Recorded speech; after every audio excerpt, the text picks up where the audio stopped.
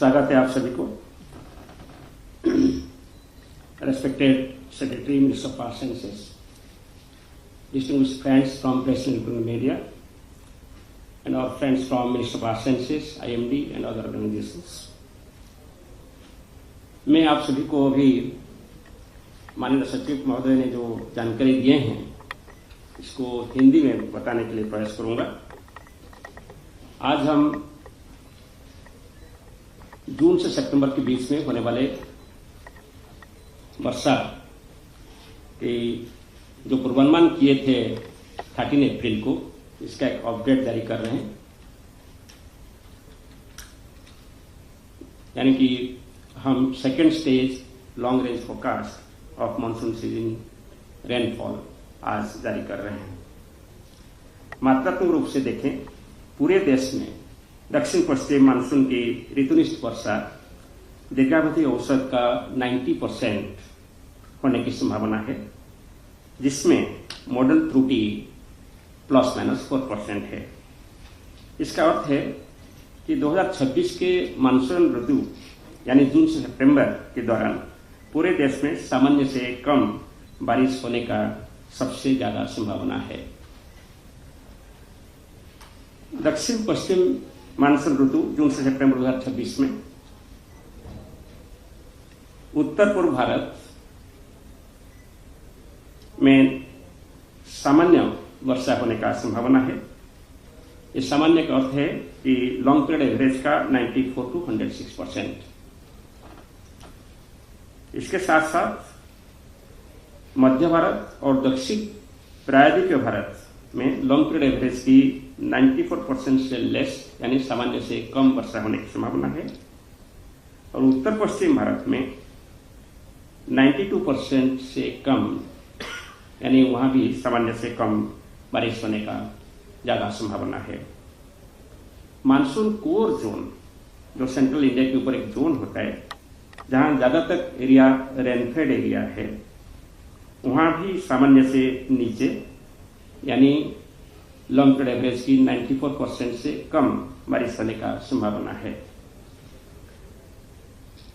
जून से सितंबर 2026 के दौरान देश के अधिकांश हिस्सों में ऋतुनिष्ठ वर्षा सामान्य से कम होने की सबसे अधिक संभावना है, सिवाय उत्तर पश्चिम और उत्तर पूर्व भारत के कुछ क्षेत्रों, दक्षिण प्रायद्वीप के पूर्व हिस्सों, इसके समीपवर्ती पूर्व मध्य भारत के कुछ क्षेत्रों और पूर्व भारत के कुछ इक्का दुक्का इलाकों जहां सामान्य से लेकर सामान्य से अधिक वर्षा होने का संभावना है।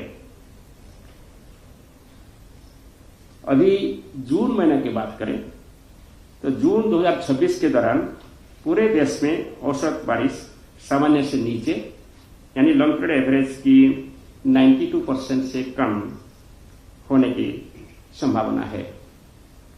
जून 2026 के दौरान देश के अधिकांश हिस्सों में मासिक वर्षा सामान्य से नीचे होने की बहुत ज्यादा संभावना है।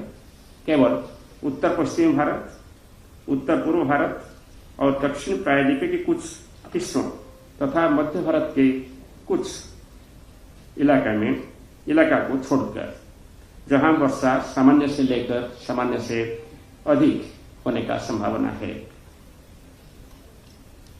जून 2026 में तापमान की बात करें तो देश के अधिकांश हिस्सों में मासिक अधिकतम तापमान सामान्य से अधिक रहने का संभावना है, सिवाय मध्य, उत्तर पश्चिम और पूर्व भारत के कुछ हिस्सों पर जहां अधिकतम तापमान सामान्य या सामान्य से कम रहने की संभावना है। देश के अधिकांश हिस्सों में मासिक न्यूनतम तापमान यानी मिनिमम टेम्परेचर सामान्य से अधिक रहने की संभावना है, सिवाय उत्तर पश्चिम, मध्य और इससे सटे दक्षिण प्रायद्वीप की भारत के कुछ हिस्सों को जहां न्यूनतम तापमान सामान्य या सामान्य से कम रहने का संभावना है। जून 2026 के दौरान उत्तर प्रदेश, हरियाणा, पंजाब, बिहार, ओडिशा, छत्तीसगढ़, गुजरात और आंध्र प्रदेश के कई हिस्सों में तथा महाराष्ट्र, तेलंगाना, हिमाचल प्रदेश और तमिलनाडु के कुछ इक्का दुक्का क्षेत्र में सामान्य से अधिक हीट वेव डेज यानी उष्ण लहर, लू जैसे कंडीशन डेवलप होने का उम्मीद किया जा रहा है। हालांकि राजस्थान और झारखंड में सामान्य से कम उष्ण लहर होने का संभावना है। एलिनो की बात करें, वर्तमान में भूमध्य रेखीय प्रशांत क्षेत्र में तटस्थ एलिनो दक्षिण दोलन यानी एलिनो सदर्न ऑसिलेशन की स्थितियां एलिनो की स्थितियों में परिवर्तन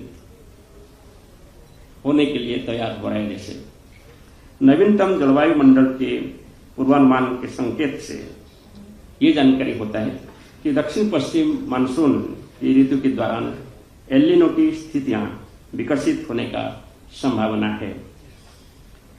वर्तमान हिंदी महासागर में तटस्थ हिंद महासागर